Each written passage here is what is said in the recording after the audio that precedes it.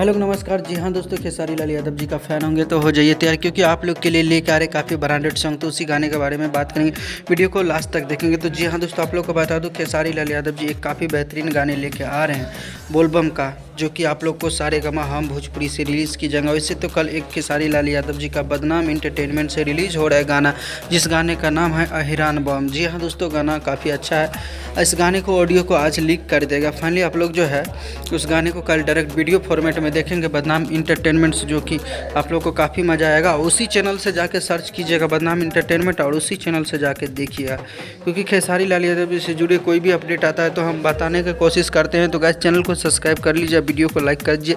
कुछ कहना चाहते हैं तो कमेंट बॉक्स में कमेंट करके बताइए कि आप लोग को कैसा लग रहा है हमारा अपडेट। तो ऐसा ही अपडेट आप लोग को मिलता रहेगा। तो मिलते हैं फिर से नेक्स्ट वीडियो के साथ, तब तक के लिए bye, take care, love you all, धन्यवाद दोस्तों।